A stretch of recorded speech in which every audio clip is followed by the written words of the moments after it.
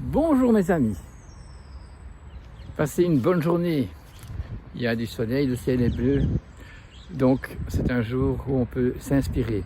Et mon inspiration de ce matin, c'est de me dire que je suis heureux d'être et joyeux d'être vivant. Et que ça veut dire que si je suis vivant maintenant, eh bien c'est que j'ai une tâche à accomplir.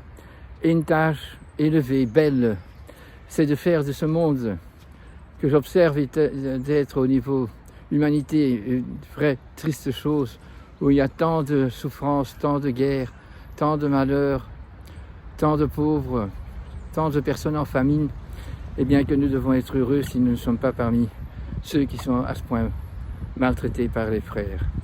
Nous soyons des frères de tous les habitants du monde, et là j'ajoute aussi les animaux, les plantes, tout ce qui est minéralé également.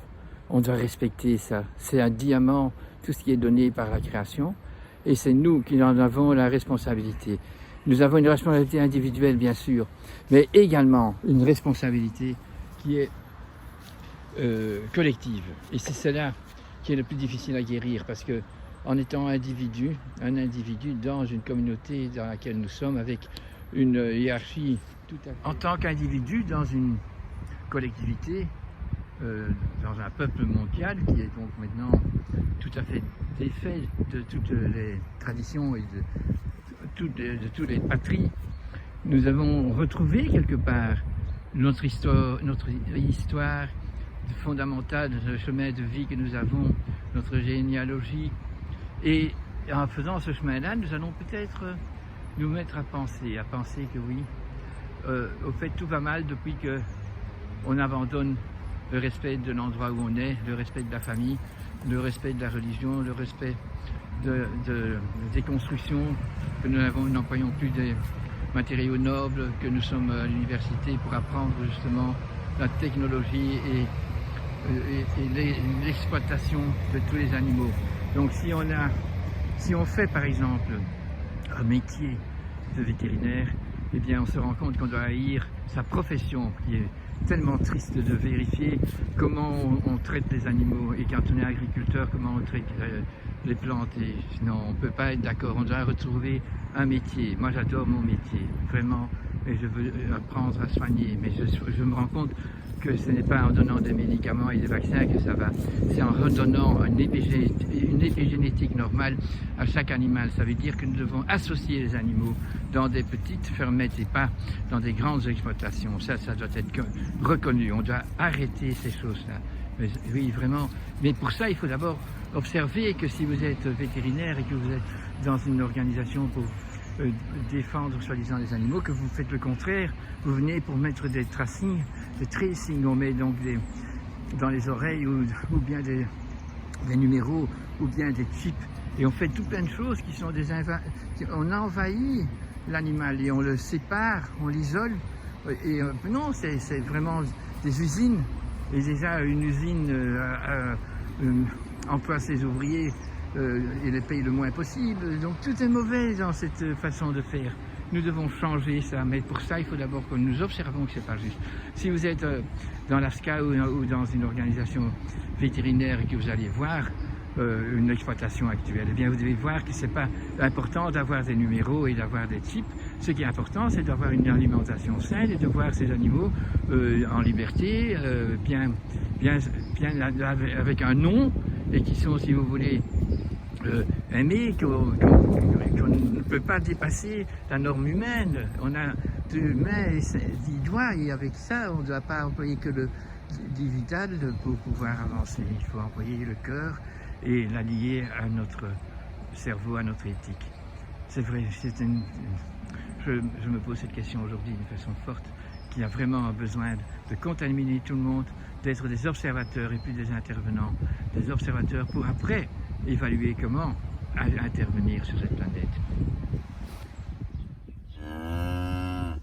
Oui, comment donner à son corps son épanouissement pendant que notre mental est dans l'incertitude, dans la peur, dans l'imposition.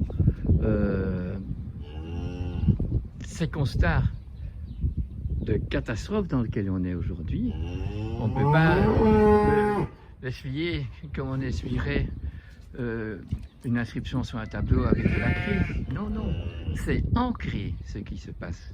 Et nous sommes à un terminus, nous sommes à un moment de reset. Mais il faut que, pour pouvoir faire un bon reset du bon côté, qu'on fasse des bonnes constatations, qu'on fasse des bonnes petites recherches et études, qu'on débat avec des gens qui sont déjà occupés depuis plus longtemps et qui ne sont pas dans la peur et qui sont dans la compréhension des phénomènes et qui savent que donc pour beaucoup de choses nous devons arrêter l'évolution dans laquelle on est, qui est donc bien prouvée étant mauvaise. Donc sachez par exemple que les panneaux solaires et les éoliennes, c'est catastrophe pour l'évolution. C'est simplement pour l'évolution de notre planète et de tous ses habitants. Mais par contre, pour continuer dans l'évolution économique dans laquelle on est, c'est une solution, mais c'est une fausse solution. C'est de nouveau un mensonge. Et les scientifiques qui vont faire l'invention vont vous mentir, ils ne vont pas vous dire la vérité, ils vont même appeler cette énergie verte. Parce que vous voyez bien que c'est pas comme il faut tout ça.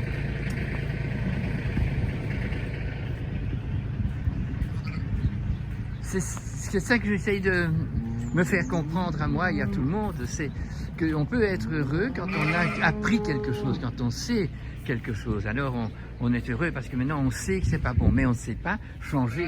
On ne peut pas condamner les gens qui font ça et on ne sait pas arrêter directement le déploiement de cette atrocité. Mais quand on sait que c'est atroce, on n'accuse pas celui qui fait l'atrocité, mais on espère qu'il va se convertir et que les gens qui ont compris vont commencer à ne plus regarder tout ce qui est planétaire, tout ce qui est une bombe économique, tout ce qui est satanique puisque c'est atomique. Nous devons essayer de nous rapprocher des choses qui sont saines, et si on s'occupe de bêtes, de leur donner de la paille et pas les mettre sur du béton, enfin toute beauté qu'on peut faire. Vous me direz, mais moi j'habite dans un appartement, eh bien je vais donc, au lieu d'avoir des fleurs artificielles, ben, je vais mettre un pot avec de la bonne terre dedans et je vais cultiver peut-être des radis. Et je suis déjà sur le chemin, et ça donne à mon corps un accord avec mon cerveau, mon mental. Et dans beaucoup de moments, je vais méditer, c'est très important, chanter, danser, même tout seul s'il le faut. Parce qu'on doit donner à ce corps la mobilité, et parce que pour le moment, nous sommes dans l'évolution de notre planète et dans les impositions qu'ils nous donnent, on est figé, on est guillotiné, non pas encore guillotiné, mais on a la muselière et on a les mains et les pieds prisonniers, on est vraiment dans la prison, mais le mental doit nous guérir et en donnant à notre corps ce mouvement physiologique. On doit donc régénérer et on ne peut pas tomber dans cette dépression ou dans cette colère qui nous empêchera d'avoir un corps bien. Et alors quand le corps est bien, parce qu'on le soigne bien, parce qu'on est dans cette attitude de volonté, de bonne volonté, eh bien je pense qu'on aura une bonne créativité et qu'on retrouvera de plus en plus de gens qui sont sur le chemin de cette réconciliation avec la planète où on habite. C'est là qu'on commence, c'est là où on est qu'on doit être bien, et donc on doit donc essayer de faire des choses avec amour et avec connaissance des choses, donc bon discernement. On ne met pas d'engrais chimiques sur notre prairie, on arrête tout ça. Mais on sait ce qui est faux et on sait qu'on doit arrêter et on ne sait pas encore comment, mais en fait on ne va pas accélérer le moteur qui est quand même sur place et qui ne peut pas continuer. Oui, c'est un moment très important. Et si on est né et qu'on vit aujourd'hui ici, c'est qu'on a un rôle à faire pour guérir cette planète. Et pour ça, on doit acquérir vraiment le bon discernement. Vous voyez que les choses sont belles et mettez ça en évidence. Quand ce rapport est d'amitié avec les animaux, vous sentez alors votre corps et votre cœur battre avec amour et vous aurez un peu d'humour. Nous devons donc retenir que les animaux sont tout à fait innocents, ils n'ont pas du tout de responsabilité dans la problématique que nous avons nous. C'est pour ça aussi que ce virus ne les touche pas et que les enfants en dessous de l'âge de raison sont aussi épargnés parce qu'ils sont encore dans l'innocence. Mais un adulte ne peut pas rester dans l'innocence. Et s'il est, alors on le considère qu'il doit être traité par ceux qui ne sont pas innocents.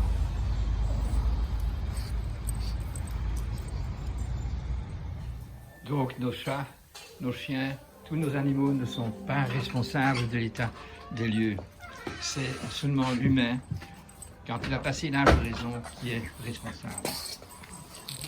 Et voilà encore une question qui m'est venue tout à l'heure d'une brave dame qui va avec son petit chien dans une maison de repos pour nos vieux et qui fait tellement de bien à tous ces vieux. Mais voilà que sa directrice de cette maison interdit le chien de venir, ou bien il ne peut venir que pour une personne et elle ne peut pas avoir une famille parce que si elle revient avec son chien.